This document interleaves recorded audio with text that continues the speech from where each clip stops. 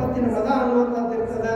ಅಂಥವ್ನ ಹತ್ರ ಹೋಗಿ ಎಷ್ಟು ಕೇಳಕ್ಕಾದ್ರೆ ಎಷ್ಟು ಹಗರ ಆಗ್ತದ ಅಂತಂದ್ರೆ ಭಾಳ ಅವನು ಕೀಳಾಗಿ ಕಾಣ್ತಾನೆ, ಅವನು ಭಾಳ ತಳಗ ಕುಂಡಿರ್ಬೇಕು, ಮ್ಯಾಲ ಬಾ ಅನ್ನಂಗಿಲ್ಲ. ಅದ ಮಾತು ಇದ್ದವ ಬಂದ್ರೆ ಮ್ಯಾಲ ಬರೋದು ಕುರ್ಚಿ ಹಾಕ್ತಾರೋ ಏನೇನೋ ವ್ಯವಸ್ಥೆ ಮಾಡ್ತಾರೆ. ಅದಕ್ಕೆ ಬೇಡಾಕ ಹೋಗಿ ಹೆಣ್ಣು ಮಗಳು ತವ್ರ ಮನೆಗೆ ಹೋಗ್ಬೇಕಾದ್ರೆ ಎಲ್ಲ ಇದ್ದು ತವ್ರ ಮನೆಗೆ ಹೋದಂದ್ರೆ ಅಲ್ಲಿ ಇದ್ದ ಆ ಮಣಿ ಹೆಣ್ಣು ಮಕ್ಳು ಏನ್ ಮಾಡ್ತಾರೋ ಅಂದ್ರೆ ಆ ಹೆಣ್ಣು ಮಗಳು ಅಣ್ಣನ ಹೆಂಡತಿ ಮನೆಗೆ ಹೋಗ್ಲು ಅಂದ್ರೆ ಹೆಣ್ಣು ಮಗಳು ಮನೆಗೆ ಹೋಗ್ಲು ಅಂದ್ರೆ ಎಲ್ಲ ಇದ್ದು ಹೋಗ್ಲು ಅಂದ್ರೆ ಬಾಬಾ ಅಂತ ಕರೆದು ವ್ಯವಸ್ಥೆ ಮಾಡ್ತಾಳು. ಅದ ಮಾತ್ರ ಪ್ರತಿಯಾಗಿ ಏನಾದ್ರೂ ನಮ್ಮ ಅಣ್ಣ ನಾನು ಕಷ್ಟದೊಳಗೆ ಅದನ್ನು ನನ್ನ ಅಣ್ಣ ನನಗೆ ಏನಾದ್ರೂ ಸಹಾಯ ಮಾಡ್ತಾನೆ ಅಂತ ಹೇಳಿ ತವ್ರ ಮನೆಗೆ ಹೋದ್ರೆ ಅವಾಗ ದೂರಿಂದ ನೋಡಿದ್ವಿ ಅಂದ್ರೆ ಏನ್ ಹೇಳ್ತಾಳು ಅಂದ್ರೆ ಗಂಡಗ ನೋಡು ನೀ ಸುಮ್ಮನೆ ಒಳಗೆ ಹೋಗ ಎದಕ್ಕೋ ಈ ಬೇಡಾಕ ಬಂದಾಳಾಕಿರ್ತಾಳೆ, ಏನೋ ಬೇಡಾಕ ಬಂದಾಳಾಕಿ ಅದಕ್ಕೆ ಎದ್ದು ಒಳಗೆ ಹೋಗತ್ತಾಳೆ. ಎದ್ದು ಒಳಗೆ ಹೋಗಂದ್ರೇನ ಮತ್ತೆ ಇವ್ ಗಂಡ ಯಾಕಂದ್ರ ಒಂದ್ ಸ್ವಲ್ಪ ಅಮ್ಮ ಅವ್ರು ಓದಿದ್ರಂದ್ರ ಕಿವ್ಯಾಗ ಓದಿದ್ರ ಮತ್ತೆ ಹೇಳ್ತಾರ್ರಿ ಶ್ರೀ ಗುರುಗಳು ಮಾಡಿದಂತ ಉಪದೇಶ ಅದು ಒಳಗೆ ಹೋಗಂಗಿಲ್ಲತ್ರಿ. ಈ ಸಿರಿ ಗುರುಗಳು ಮಾಡಿದ ಉಪದೇಶ ಎಷ್ಟು ಒಳಗೆ ಹೋಗೈತೆ ಅಂದ್ರೆ 4 ಶರೀರದಾವತ್ರಿ. ಕೆಲವೊಂದು ಗ್ರಂಥಗಳು 3 ಶರೀರ ಹೇಳ್ತಾರೆ, ಸ್ಥೂಲ ಸೂಕ್ಷ್ಮ ಕಾರಣ. ಕೆಲವೊಂದು ಮಹಾಕಾರಣ ಅಂತ ಹೇಳ್ತಾರೋ ಈ 3ನೇ ಕಾರಣ ಶರೀರದೊಳಗೆ ಹೋಗಿ ಮೂಡೈತ್ರಿ ಯಾರು ಸಿರಿ ಗುರುಗಳು ಮಾಡಿದ ಉಪದೇಶ. ಆದ್ರೆ ಶ್ರೀ ಗುರುಗಳು ಮಾಡುವ ಉಪದೇಶ ಅವರು ಎಷ್ಟು ದಿವಸ ಎಷ್ಟೇ ವಚನಗಳನ್ನು ಹೇಳ್ತಾರೆ, ಎಷ್ಟೇ ಉಪದೇಶ ಮಾಡ್ತಾರೋ ಆದ್ರೂ ಅದು ಒಳಗೆ ಹೋಗಂಗಿಲ್ಲ. ಅದಕ್ಕೆ ಇಲ್ಲಿ ಏನು ಅಂತಂದ್ರೆ ಮತ್ತಿನ್ನ ಸಿರಿ ಗುರುಗಳು ಊದಿದ್ರು ಅಲ್ಲ ಬೇಡಾಕ ಮಾತಾಡಿ ಎಷ್ಟೊತ್ತು ಕೊಡುದು ಎಲ್ಲಿದು ಕೊಡುದು ಹಂಗ ಬೇಡಕಿನೇಕಿ ನೀವು ಒಳಗೆ ಹೋಗತ್ತಾಳ. ಒಳಗೆ ಹೋಗಕ್ಕೆ ಆತಳು ಅಂತೇಳಿ ಗೌರವತಿಗೆ ಓಡಾಡಿ ಒಳಗೆ ಹೋಗ್ತಾನೆ. ಒಳಗೆ ಹೋದ ಅಂದ್ರೆ ಆ ಹೆಣ್ಣು ಮಗಳು ಬಂದು ಪಾಪ ಕೈಯಾಗ ಒಂದು ಕೂಸಿನ ಹಿಡ್ಕೊಂಡು ಬಗಲಾಗ ಒಂದು ಕೂಸಿನ ಹಿಡ್ಕೊಂಡು ಆ ಕೂಸುಗಳು 2-3 ದಿವಸದಿಂದ ಉಪವಾಸ ಊಟಿರಂಗಿಲ್ಲ ಅಂತ ಕಷ್ಟ ಪರಿಸ್ಥಿತಿ ಒಳಗೆ ಬಂದು ಬಾಗಿಲಿಗೆ ನಿಂತು ಯವ ಅಣ್ಣ ತಾನು ಅಂತ ಕೇಳಿದ್ರೆ ಯಾರು ಅಂತ ಕೇಳ್ತಾಳತ್ತ. ಯಾರು ಅಂದ್ಕೊಳ್ಳಿ ನಾ ಕೂತಂದಿಲ್ಲ ನೀನು ಆತವಾ ಬಾ ಯಾರು ನಮ್ಮ ಅಣ್ಣ ಅದಾವೇನು ಅವ ಇಲ್ಲ ಎಲ್ಲೋ ಹೋಗ್ಯಾವ ಹೊರಗೆ ನಿಂತು ಒಂದು ಚರಿಗೆ ನೀರು ಕೊಡಲ್ಲ ಅಂತನ ಹೊರಗಿಂದ ಹೊರಗೆ ಕಳಿಸಿಬಿಡ್ತಾರೆ. ಎಷ್ಟು ಕೀಳವಾಗಿ ನೋಡ್ತಾರೆ ನೋಡ್ರಿ. ಅದಕ್ಕೆ ಅದ ಎಂಥ ಕಷ್ಟ ಬರಲಿ ಏನೋ ಬರಲಿ, ಯಾಕಂದ್ರೆ ಕಷ್ಟ ಬಂದಾಗ ಬಹಳ ಕಷ್ಟ ಬಂದಾಗ ಸಂಬಂಧಿಕರ ಮನೆಗೆ ಹೋಗ್ಬಾರ್ದು. ಸಂಬಂಧಿಕರ ಮನೆ ಇನ್ನ ಹೊರಗಿನವ್ರ ಮನೆಗೆ ಆದ್ರೆ ಏನಾದ್ರು ನೀರು ಕೊಟ್ಟು ಕುಂಡಿಸಿ ಒಂದು ತುತ್ತು ಅನ್ನಾರಿ ಹಾಕ್ತಾರ. ಆದ್ರೆ ಸಂಬಂಧಿಕರು ಮಾತ್ರ ಬಹಳ ಕಟಕ್ತನ ಇರ್ತದಂಥವರಲ್ಲಿ. ಅದಕ್ಕೆ ಈ ಬೇಡುವುದು ಅನ್ನುವಂಥದ್ದು ಬೇಡಾದ ಹೆಣ್ಣು ಮಗಳ ಗತಿ ಏನಾಗ್ತದ ಅಂತಂದ್ರೆ ಇಲ್ಲ ಅಂತೇಳಿ ನೀರು ಕೊಡಲಾರ್ದ ಒಳಗೂ ಕರಿಲಾರ್ದ ಹಂಗ ಕಳಿಸಿ ಹಾಕಿಬಿಡ್ತಾರೋ ಅದು ಎಷ್ಟು ಆ ಹೆಣ್ಣು ಮಗಳಿಗೆ ತ್ರಾಸಾಗಿರ್ತದ.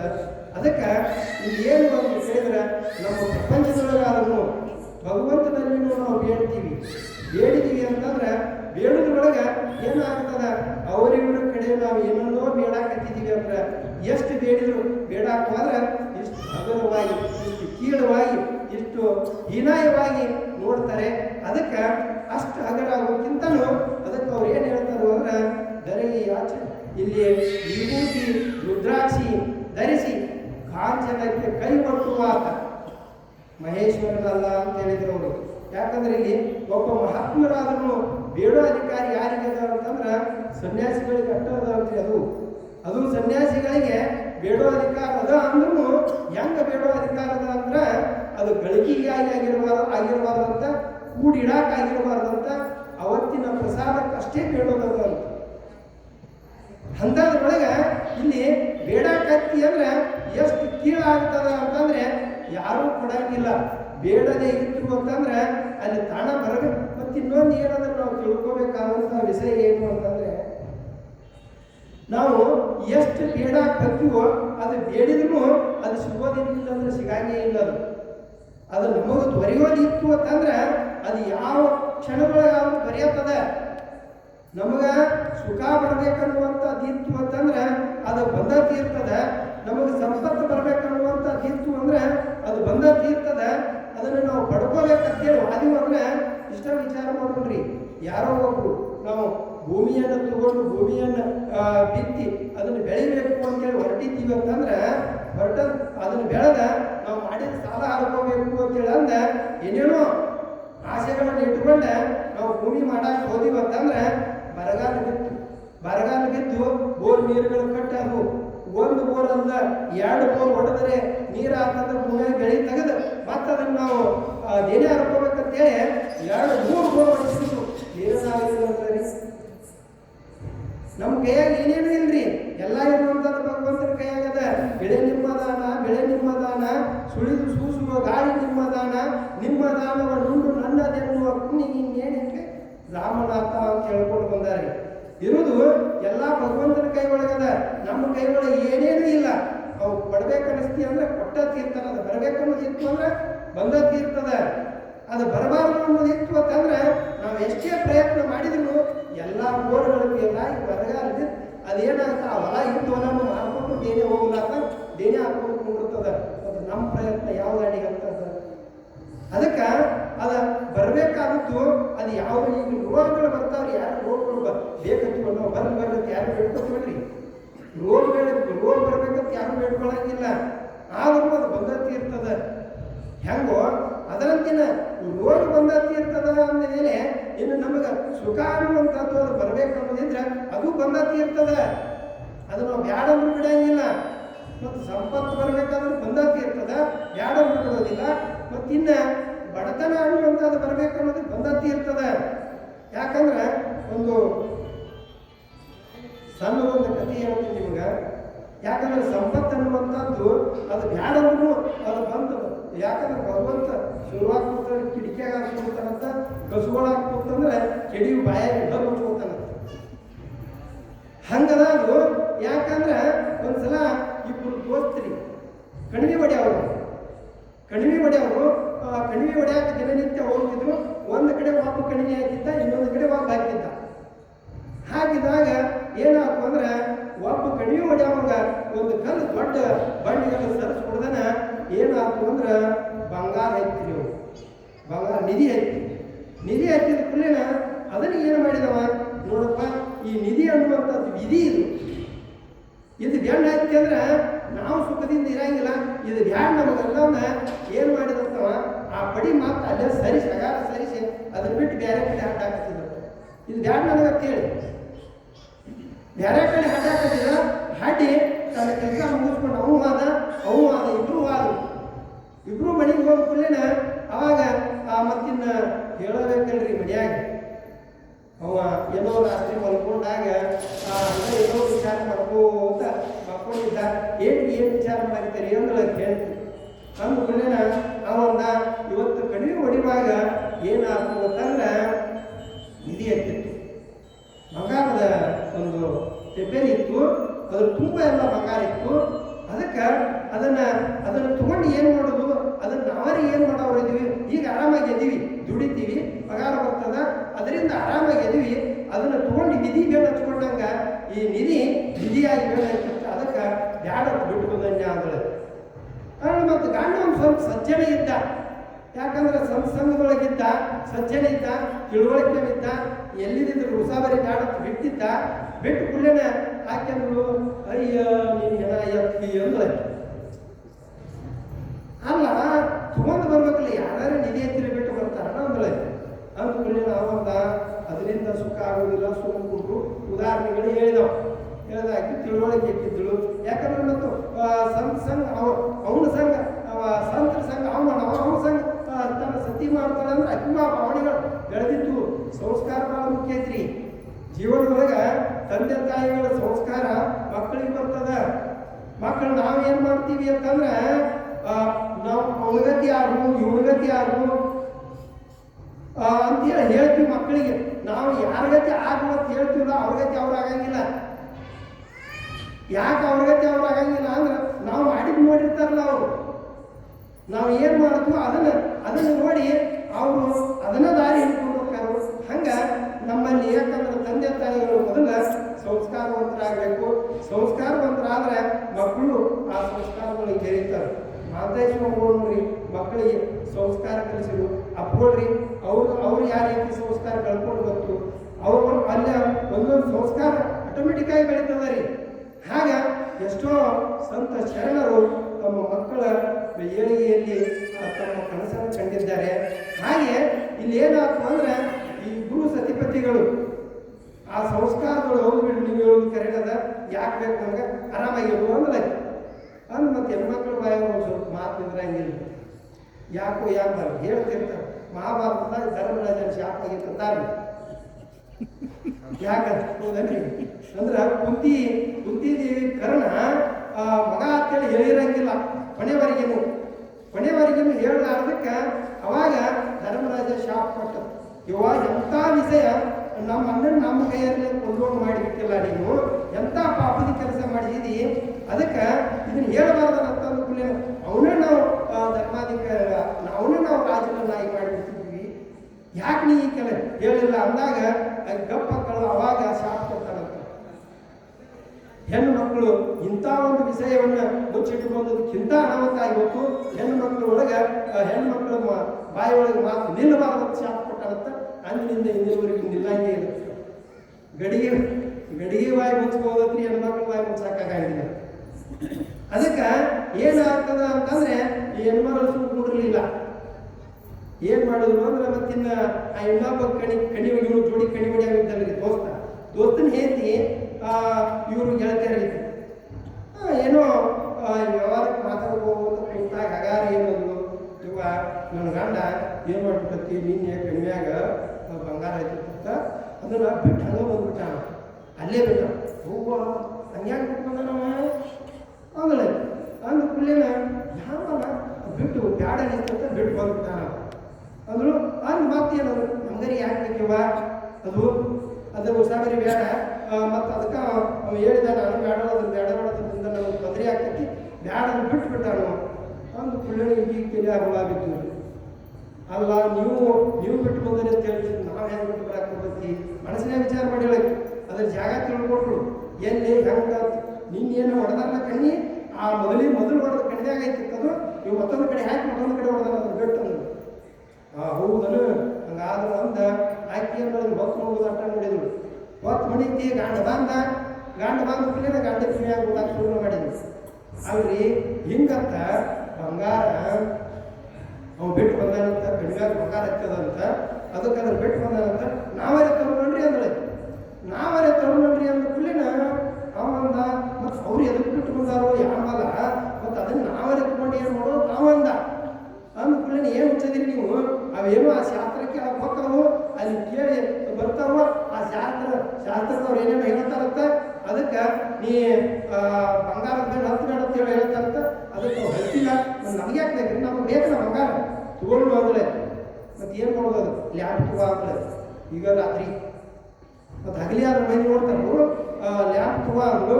ತಗೊಂಡು ಬೆಳಕ ತಗೊಂಡು ಇಬ್ರು ಕೂಡಿ ಅದನ್ನ ನಾವು ತಗೊಂಡು ಹೊಕ್ಕಾರು ಹೋಗಿ ಅದನ್ನ ಪಡಿ ಸರಿಸಿ ನೋಡ್ಬಿಡೋಣ ಅದು ಏನಾಗಿತ್ತತ್ರಿ, ಆ ಏನು ತೆಪ್ಪೇಲಿ ತೆರಿತಾರೋ ತೆರಿ ಬಿಡ್ದನ ಅದ್ರೊಳಗೆ ಜರಿ ಜೋಳ ಹಾವ ಗುಚ್ಚು ಅನ್ನಾಕೈತಿ ಬಿಟ್ಟಿದ್ವು. ಜರಿ ಹಾವ ಜೋಳ ಗುಚ್ಚು ಅನ್ನಾಕೈತೆವು. ಅಂದ ಕುಳ್ಳಿನ ಅದನ್ನು ನೋಡಿ ಶಿಫ್ಟ್ ಬಂತು ಯಾರಿಗೆ, ಗಂಡು ಅಲ್ಲ ಅವರು ಇದಕ್ಕಾಗಿ ಬಿಟ್ಟು ಹೋಗ್ಯಾರ ಅದನ್ನು. ನೀನು ಅಕ್ಕಿ ಮಾತು ಕೇಳಿ ನಾನು ಕರ್ಕೊಂಡು ಬಂದ ಒಂದು ಗ್ಯಾಡಿ ಹೊಡೆದು ಕುಳ್ಳಿನ ಆಕಿ ನನಗೆ ಸುಳ್ಳು ಹೇಳಿ ನಮಗೆ ಹಿಂಗೆ ಮೋಸ ಮಾಡ್ಯಾರ ಅಂದ್ರೆ ಆಕಿ ನಾವು ಬಿಡೋದು ಬೇಡ ಅಂದ್ರೆ ಮತ್ತೆ ಏನು ಮಾಡೋದು ಈ ತೆಪ್ಪೆಲ್ಲಿ ತೊಗೊಂಡು ಹೋಗುನು. ಈ ತೆಪ್ಪೆಲ್ಲಿ ತೊಗೊಂಡು ಹೋಗಿ ಅಮಾತ ತೊಗೊಂಡೋದ ಮೇಲೆ ಮುಚ್ಚಿ ಅಮಾತ ತೊಗೊಂಡು ಹೋಗುನು. ಬೆಳಕಂಡಿ ಗಡ್ಡೆ ಮಾಡ್ಕೊಂಡಿರ್ತಾರೆ ಅವರು, ಬೆಳಕಂಡಿ ಆದ ಅವ್ರ ಮ್ಯಾಲ ಸುರಿಬಿಡು, ಅವ್ರನ್ನ ಕಡ್ದು ಅವರ ಸಾಯಿಲ್ಲ ಅಂದು ಕುಳ್ಳೇನ ಇವಂದ ಅದು ಕರೆ ತೊಗೊಂಡು ನಡಿಯ ತೊಗೊಂಡು ಆದ್ರು ಹೋಗಿ ಆ ಬೆಳಕಂಡಿ ಆದ ಅವ್ರು ಮಕ್ಕೊಂಡಿದ್ರು ಅವ್ರ ಮ್ಯಾಲ ಅದನ್ನು ದಬ ಸುರಿಬಿಟ್ರು. ಸುರಿದ ಕುಳ್ಳೇನ ಅವ್ರಿಗೆ ಶುರುವಾಗಲೇ ಯಾತ್ರ ಆತವರಿಗೆ ಇವ್ರು ಕಪ್ಪನ ಇಳಿದು ಹೋಗ್ಬಿಟ್ರು ಮನೆ ಯಾತ್ರ ಆತು. ಎದ್ದು ನೋಡ್ತಾರ ಬಂಗಾರ ಚೋಳ, ಬಂಗಾರ ಜರಿ, ಬಂಗಾರ ಹಾವ, ಅವ್ರು ಎದ್ದು ನೋಡ್ಕೊಂಡು ಬಂಗಾರ ನಾವೆಲ್ಲ ಬಂಗಾರ ಇದ್ದುಕೊಂಡು ನಾವಂದ ನಾನು ನಿನ್ನ ನೋಡಿ ಬಿಟ್ಟು ಬಂದದ್ದು ಇವ ಅಂದ. ಅಲ್ಲಿ ಮತ್ತೆ ಇವ್ಯಾವ ಬಂದು ಅಂದ್ರೆ ಆಗ್ಲೈತಿ ನೋಡು ಹೇಳ್ತಿದ್ರು ನಾ ಹೇಳಿಲ್ಲ ನಿನಗೆ ಶಾಸ್ತ್ರದಾಗ ಬರ್ಬೇಕಾಗಿತ್ತು ಅಂದ್ರೆ ನಾವು ಬ್ಯಾಡ ಬರೋದಕ್ಕೆ ಎತ್ತದು ಅದಕ್ಕೆ ಅದು ನೋಡು ತಾನ ನಾವು ಮನ್ಯಾಗ ಮಾಡ್ಕೊಂಡು ನೀವು ಇಲ್ಲಿ ಬಂತು ಅಂದ ಅಂದು ಕುಲ್ಲೇನ ಆತ್ ಬಿಡ್ಬೇಕು ಚಲೋ ಆತೀನಿ ಅಂತ ಹೇಳಿ ಅಂದು ಅದನ್ನು ಬಾಳಿ ಮಾಡ್ಕೊಂಡು ಕಟ್ಕೊಂಡು ಇಟ್ಕೊಂಡು ಅವ್ರಿಗೆ ಶ್ರೀಮಂತಿಗೆ ಅನ್ನುವಂಥದ್ದು ಬರ್ತಾರೆ. ಯಾಕಂದ್ರೆ ಹೇಳಕ್ ಕಾರಣ ಏನು ಅಂತಂದ್ರೆ ಅದು ಬೇಕಂತ ಅವ್ರು ಅವ್ರಿಗೆ ಏನಾಯ್ತು ಹಾವ ಚೂಳಾಗಿ ಕಾಣ್ತಿ ಇವ್ರು ಬ್ಯಾಡದ್ದು ಬಿಟ್ಟು ಬಂದ್ರು ಮತ್ತೆ ಏನಾಯ್ತು ಇವ್ರು ಮನೆಯಾಗ ಬಂದು ಬಿತ್ತದು. ಅದಕ್ಕೆ ಈ ಸಂಪತ್ತು ಅನ್ನುವಂಥದ್ದಾಗಲಿ ದುಡ್ಡು ಅನ್ನುವಂಥದ್ದಾಗಲಿ ಬಂಗಾರ ಅನ್ನುವಂಥದ್ದಾಗಲಿ ಇವೆಲ್ಲ ದೊರೆಯೋದಿತ್ತು ಅಂತಂದ್ರೆ ಅವು ಹಣ ದೊರೆಯಂತ ಹೋಗ್ತಾವೆ. ಕನಕ ದೊರೆಯುವುದು ಸಂಗ್ರಾಮದಲ್ಲಿ ಗೆಲ್ಲುವುದು ಅಂಗಣಿಯ ಒಲುಮೆ ಸಂಗಯ್ಯ ಒಲುಮೆ ಕಾಣಿರೋ ಸರ್ವಜ್ಞ ಮೂರ್ತಿಗಳು ಹೇಳ್ಕೊಂಡು ಬಂದಿದ್ದಾರೆ. ಯಾಕಂದ್ರೆ ಈ ಬಂಗಾರ ದೊರೀಬೇಕಾದ್ರೂ ಅದು ತನ್ನ ಕರ್ಮಕ್ಕನುಗುಣವಾಗಿ ದೊರೀತದ. ಪರಮಾತ್ಮನ ಕರುಣೆ ಅನ್ನುವಂಥದ್ದು ಇತ್ತು ಅಂದ್ರೆ ಬಂಗಾರ ದೊರೀತದ. ಇನ್ನು ಅಂಗಣಿಯ ಒಲುಮೆ ಇನ್ನು ಸಂಗ್ರಾಮದಲ್ಲಿ ಗೆಲ್ಲಬೇಕಾದ್ರೂ ಒಂದು ಯುದ್ಧದೊಳಗೆ ಗೆಲ್ಲಬೇಕಾದ್ರೂ ಆ ಪರಮಾತ್ಮನ ಕರುಣೆ ಅನ್ನುವಂಥದ್ದು ಇತ್ತು ಅಂದ್ರೆ ಗೆಲ್ಲಕ್ಕೆ ಸಾಧ್ಯದ. ಇಲ್ಲ ಅಂದ್ರೆ ಗೆಲ್ಲಕ್ಕಾಗಂಗಿಲ್ಲ. ಎಷ್ಟೋ ರಾಜ್ಯಗಳು ಹಾಳಾಗಿ ಹೋಗಿದ್ದಾವೆ. ಹೀಗೆ ಅದು ಬರಬೇಕಾದದ್ದು ಬಂದದ್ದು ಇರ್ತದೆ. ಅದನ್ನು ಬೆಂಡ್ ಹತ್ತಬಾರ್ದು. ಬೆಂಡ್ ಹತ್ತಿ ಅಂತಂದ್ರೆ ದುಃಖಕ್ಕೆ ಕೀಳಾಗ್ತೀವಿ, ಬೇಡಾಕತ್ತೀವಿ ಅಂದ್ರೆ ಹಗಲಾಗ್ತೀವಿ. ಅದಕ್ಕೆ ಬೇಡ ಅಂತೇಳಿ ಇಲ್ಲಿ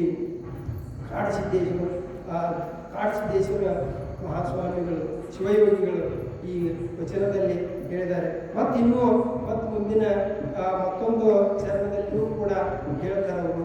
ಯಾಕಂದ್ರೆ ಲಿಂಗವ ಧಾರಣವಾಗಿ ಅಂತ ಒಬ್ಬ ಇದ್ದವರು ಏನಾಗುತ್ತಾರೆ ಅಂತಂದ್ರೆ ಕಾವಿ ಕಾಸಾಂಬರ ಹೊತ್ತು ಲಿಂಗವ ಧಾರಣವಾಗಿ ಮೃಷ್ಟಾನ್ನಕ್ಕೆ ಮನಸೋಲುವಾತ ಮಹೇಶ್ವರನಲ್ಲ. ಇಲ್ಲೇನು ಅಂದ್ರೆ ಕಾವಿ ಕಾಶಾಂಬರ ಕಾವಿ ಅರಿವಿಗಳನ್ನು ಹಾಕೊಂಡು ಲಿಂಗವನ್ನು ಧಾರಣ ಮಾಡಿಕೊಂಡು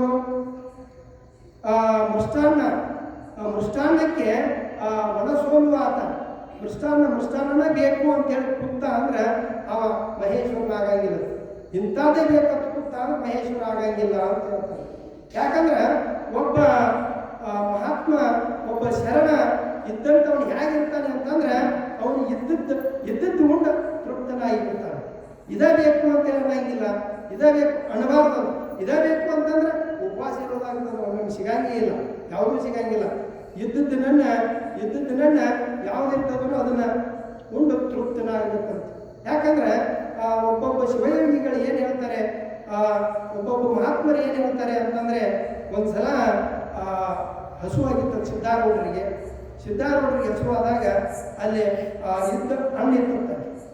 ಇದ್ದ ಹಣ್ಣ ಅದು ಇದ್ದದ ನಿನ್ನೆ ಹಣ್ಣು ಇದ್ದದನ್ನ ಅದನ್ನು ತಗೊಂಡ ಅವಾಗ ಪ್ರಸಾದ ಮಾಡಿಬಿಟ್ರು. ಅವರು ಪ್ರಸಾದ ಮಾಡಿಬಿಡ್ದನ ಆ ಭಕ್ತ ಒಬ್ಬ ಮೃಷ್ಟಾನ್ನ ತಗೊಂಡು ಬಂದ ಕೂಡಲೇ ಅವಾಗ ಅಂತ ಅಪ್ಪ ನೀವು ಪ್ರಸಾದ ಮಾಡಿಲ್ಲ, ಪ್ರಸಾದ ತಗೋರು ಆಯ್ತಪ್ಪ ಅಲ್ಲಿ ಇತ್ತಲ್ಲ ಅಪ್ಪ ನಿನ್ನಿದದು ಅಳಚಿತ್ತದು ಅದನ್ನ ಯಾಕೆ ತಿಂದ್ರೆ ನೀವು ಇದನ್ನ ಮೃಷ್ಟಾನ್ನ ತಂದು ತಿಂದ್ರಿ ಅಂತ ಅವರನ್ನು ನಮ್ಮ ಸಿದ್ಧಾರೂಢರು ನೋಡಪ್ಪ ತಿಪ್ಪಿಗೆ ಬೆಂಕಿ ಎತ್ತಿದಾಗ ಏನು ಅಂತಂದ್ರೆ ಅದಕ್ಕೆ ಬಳಚಿ ನೀರು ಸುರಿಯುದ್ರು ಆರ್ತತಿ, ಚಲೋ ನೀರು ಸುರಿಯುದ್ರು ಆರ್ತತಿ, ಎಂಥ ನೀರು ಸುರಿಯುದ್ರು ಆ ತಿಪ್ಪಿಗೆ ಬೆಂಕಿ ಎತ್ತಿದಾಗ ಆಗ್ತದೆ. ಹೆಂಗೋ ಇದು ಒಂದು ತಿಪ್ಪಿನ ಈ ತಿಪ್ಪಿ ಹಸದಾಗ ಈ ತಿಪ್ಪಿಗೆ ಎಂಥ ಯಾವುದು ಬಳಚಿದ್ದಾಗಲಿ ಅಥವಾ ಚಲೋ ಆಗಲಿ ಯಾವ್ದು ಹಾಕಿದ್ರು ಆ ಹಸು ತೀರುತ್ತದ ಅಂದ್ರೆ ಹಂಗೆ ಈ ಭಾವ ಇರಬೇಕು ಅನ್ನುವಂಥ ಭಾವದೊಳಗೆ ಅಲ್ಲಿ ಅವರು ಆ ಒಂದು ಚರಣವನ್ನು ಹೇಳಿದ್ದಾರೆ. ಮತ್ತು ಅಲ್ಲಿ ಪರಸ್ತ್ರೀಯರ ಕಂಡು ಮನ ಎಳೆಸುವ ಆತ ಮಹೇಶ್ವರನನ್ನು.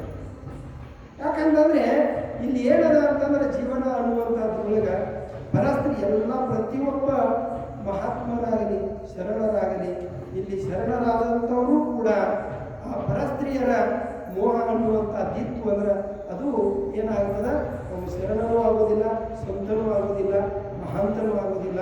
ಅಂದ್ರೆ ಅರ್ಥ ಏನು, ಮಹೇಶ್ವರ ಅಂದ್ರೆ ಇಲ್ಲಿ ಸಂತ ಶರಣ ಅದು ಅರ್ಥ ಅನ್ನುವಂಥದ್ದು ಕೊಡ್ತದೆ. ಅದಕ್ಕೆ ಇಲ್ಲಿ ಏನು ಅಂತ ಕೇಳಿದರೆ ಪರಸ್ತ್ರೀಯರ ಕಡೆ ಮನ ಎಳೆಸುವಾತ ಮನಸ್ಸನ್ನು ಅಂತ ಬರೀ ಮನಸ್ಸಂದಾರ ನೀವು ನೀವು ಹೋಗುವುದಕ್ಕೆ ಮನಸ್ಸು ಸಹಿತ ಹರಿದಾಡಬಾರದು. ಶರೀಫ್ ಸಾಹೇಬರು ಒಂದು ಸಲ ಏನಾಗ್ತದೆ, ಅವ್ರ ಗುರುಗಳು ಸ್ನಾನ ಮಾಡಿ ಬರ್ಬೋದು ಅಂತೇಳಿ ಕಳಿಸಿರ್ತಾರೆ. ಯಾಕಂದ್ರೆ ಗುರುಗಳು ಭಾಳ ಶಾನ್ಯರು ಇರ್ತಾರೋ. ಹೆಂಗೆ ಶಾನ್ಯರು ಇರ್ತಾರೋ ಅಂತಂದ್ರೆ ಒಬ್ಬ ಶಿಷ್ಯನ ಅಂತಃಕರಣವನ್ನು ಅರ್ಥ ಮಾಡ್ಕೊಳ್ಳುವಂಥ ಶಕ್ತಿ ಒಬ್ಬ ಗುರುಗಳಲ್ಲಿ ಇರ್ತದೆ. ಅದಕ್ಕೆ ಆ ಗೋವಿಂದ ಭಟ್ರು ಹೇಳಿದ್ರಂತ, ಶರೀಫ ಭಾಳ ನೀನು ಸ್ನಾನ ಮಾಡಿ ಬರೋಗು ಅಂದ್ರಂತ. ಸ್ನಾನ ಮಾಡಿ ಬರೋಗು ಅಂತ ಅಂದ ಕೂಡಲಿನ ಅವಾಗ ಅವರು ಶರೀಫ್ ಸಾಹೇಬರು ಅಂದ್ರಂತ, ಆತಪ್ಪ ಅಂದ್ರಂತ. ಆದ್ರೆ ನೀ ಸ್ನಾನ ಎಲ್ಲಿ ಮಾಡಿ ಬರಬೇಕು ಅಂತಂದ್ರೆ ಊರುವರೆಗೆ ಸೇವೆ ಆಗಲಿ ಅಲ್ಲೇ ಹೋಗಿ ಮಾಡಿ ಬರ್ಬೇಕು ಅಂದ್ರಂತವ್ರು. ನೋಡ್ರಿ ಅವ್ರು ಲೆಕ್ಕಾಚಾರ ಆಗಿರ್ತದೆ. ಅಲ್ಲೇ ಹೋಗಿ ಮಾಡಿ ಬರ್ಬೇಕಂತಂದ ಕೂಡಲಿನ ಇವರು ಶರೀಫ್ ಸಾಹೇಬರು ವಾದ್ರಂತ. ಶರೀಫ್ ಸಾಹೇಬರು ಅಲ್ಲೇ ಯಾಕೆ ಹೋಗಂದ್ರು ಅಂದ್ರೆ ಅಲ್ಲಿ ಸೇತುಬಾವಿಗೆ ಪ್ರತಿ ಆ ಊರನ ಮಂದಿಯೆಲ್ಲ ಅದ ನೀರಿಗೆ ಹೆಣ್ಮಕ್ಳು ಬಂದು ಅದ ಸೇತುಬಾವಿಗೆ ಬಂದ ನೀರು ತುಂಬಿಕೊಂಡು ಹೋಗ್ತಿದ್ರಂತ. ಅಲ್ಲಿ ಹೋಗಂದ್ರಂತವ್ರು ಅಂದ ಅಲ್ಲಿ ಹೋಗಿ ಬಿಡದನ ಏನಾಗ್ತದ ಅಂತ ಸನ್ನಿವೇಶ, ಜಳಕ ಮಾಡಬೇಕು ಅಂತ ಹೊಂಟಿರ್ತಾನೋ ಬಂದು ಬಿಡದನ ಒಬ್ಬ ಹೆಣ್ಮಗಳು ಆ ಊರಿನ ಒಬ್ಬ ಶ್ರೀಮಂತರ ಮಗಳು, ಆ ಶ್ರೀಮಂತರ ಮನೆ ಸೊಸಿ ಏನಂತಾಳು ಅಂದ್ರೆ, ಅಪ್ಪ ಕೊಡ ಹೊರಸ್ಬಡ್ಲಿ ಅಂತ ಅಲ್ಲಿ ಹೊರಸಕ್ಕೆ ಯಾರು ಇರಂಗಿಲ್ಲ, ಇವಾಗಿದ್ದು ಕೂಡ ಹೊರಸ್ಬರಿ ಅಂತ ಕೂಡ ಕೊಡ ಹೊರಿಸಿ ತಿರುಗಿ ಬಿಡ್ದನ ಆ ಹೆಣ್ಣು ಮಗಳು ಎದಿ ಮೇಲೆ ಸೆರಗ ಜಾರಿ ಬಿಡ್ತದಂತ.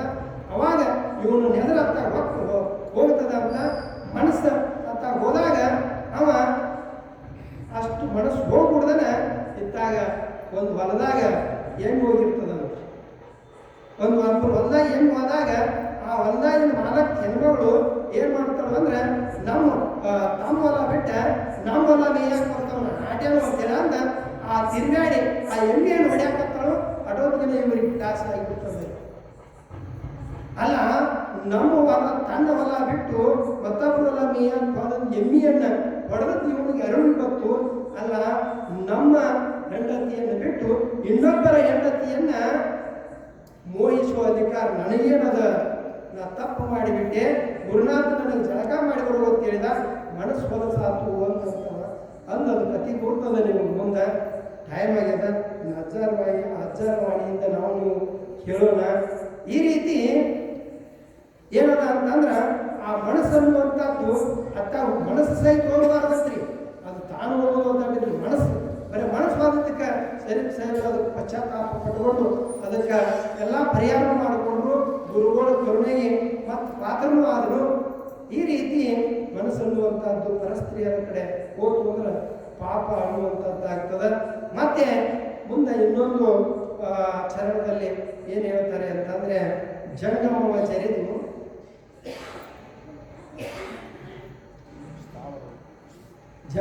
ಜರಿದು ಸ್ಥಾವರವು ಪೂಜಿಸುವಾತ ಮಹೇಶ್ವರನಲ್ಲ. ಯಾಕಂದ್ರೆ ಇಲ್ಲಿ ಏನು ಅರ್ಥ ಕೊಡ್ತದ ಅಂತಂದ್ರೆ, ಇಷ್ಟಲಿಂಗ ಅನ್ನುವಂಥದ್ದು ಆ ಜಂಗಮ ಅಂತ ಕರೀತಾರಂತೆ. ಈ ಪ್ರಕಾರ ಇಷ್ಟಲಿಂಗ ಅನ್ನುವಂಥದ್ದನ್ನ ಬಿಟ್ಟು ಇಷ್ಟಲಿಂಗ ಅನ್ನುವಂಥದ್ದು ಬಿಟ್ಟು ಉಳಿದು ಎಲ್ಲೆಲ್ಲೂ ಇರುವಂಥ ದೇವತೆಗಳನ್ನ ಪೂಜೆ ಮಾಡ್ತಾ ಹೋಗ್ತಾರಲ್ಲ, ಇವರು ಮಹೇಶ್ವರರಲ್ಲ ಅನ್ನುವಂಥ ವಿಷಯ ಇಲ್ಲೂ ಮಾರ್ಮಿಕವಾದಂಥ ವಿಷಯಗಳನ್ನು ಹೇಳ್ಯಾರು. ಟೈಮ್ ಆತ್ರಿ. ಈ ರೀತಿ ಕಾಡಸಿದ್ದೇಶ್ವರ ವಚನದೊಳಗೆ ಎಷ್ಟೆಷ್ಟೋ ಜನ ನೀವು ಇದ ವಿಷಯನ ನೀವು ದಿವಸ ಒಬ್ಬೊಬ್ರಿಗೆ ಇದ ವಿಷಯ ಇಟ್ಟಂದ್ರೆ ಅದನ್ನ ಎಷ್ಟು ಹಿಂಡಿದ್ರು ಅಷ್ಟು ವರ್ಣನ ಮಾಡೇ ಮಾಡ್ತಾರೆ. ಅದು ಎಷ್ಟು ಹಿಂಡಿದ್ರು ಸಹಾಯನೇ ಇಲ್ಲ. ಅಂಥ ಒಂದು ಶಕ್ತಿ ಈ ಮಹಾತ್ಮನ ವಚನದಲ್ಲಿ ಇರ್ತದೆ. ಅಂಥ ವಚನವನ್ನ ನಾವು ನೀವುಗಳು ಕೇಳೋದ್ರಿಂದ ಏನಾಗ್ತದೆ ಅಂತಂದ್ರೆ, ಶ್ರವಣ ಮನನ ನಿಧಿಧ್ಯಾಸನ. ಶ್ರವಣ ಮಾಡಿದ್ವಿ ಅಂದ್ರೆ ಮನನ ಮಾಡಿದ್ವಿ ಅಂದ್ರೆ ಅಂತಃಕರಣ ಶುದ್ಧಿ ಆಗ್ತದೆ. ಅಂತಃಕರಣ ಶುದ್ಧಿ ಆದಾಗ ನಿಧಿಧ್ಯಾಸ ಅನ್ನುವಂಥದ್ದು ಆಗ್ತದೆ. ಅಂತಃಕರಣ ಶುದ್ಧಿ ಆದಾಗ ಆ ಪರಮಾತ್ಮನನ್ನು ಕಾಣಕ್ಕೆ ಸಾಧ್ಯದ. ಅದಕ್ಕೆ ಆ ಅಂತಃಕರಣ ಶುದ್ಧಿ ಆಗುವವರೆಗೂ ಆ ಪರಮಾತ್ಮನನ್ನು ಕಾಣಕ್ಕೆ ಸಾಧ್ಯವಿಲ್ಲ. ಒಬ್ಬ ಮಹಾತ್ಮ ಆಗಂಗಿಲ್ಲ, ಒಬ್ಬ ಮಹಾಂತ ಆಗಂಗಿಲ್ಲ, ಒಬ್ಬ ಸಂತ ಆಗಂಗಿಲ್ಲ. ಸುಮ್ಮನೆ ಏನೇನೋ ಹೆಸರು ಇಟ್ಕೊಂಡು ಹೆಸರು ಹೇಳ್ಕೊಂಡು ಅಡ್ಡಾಡಬಹುದು. ಆದ್ರೆ ಆ ಅಂತಃಕರಣ ಅನ್ನುವಂಥ ಶುದ್ಧಿ ಆಗಬೇಕಾದ್ರೆ ಇಂಥವರ ವಚನಗಳನ್ನು ಕೇಳಿ ವಚನ ನಾವು ನೀವುಗಳೆಲ್ಲರೂ ಮಾಡ್ಕೊಳ್ಳೋಣ ಅಂತ ಹೇಳ್ತಾ ದಣ್ಣಾಡು ವಾಪಸ್ಕೊಂಡ್ರಲ್ಲ ಗುರುನಾಥನ ಪಾದಕ್ಕೆ ಅರ್ಪಿಸಿ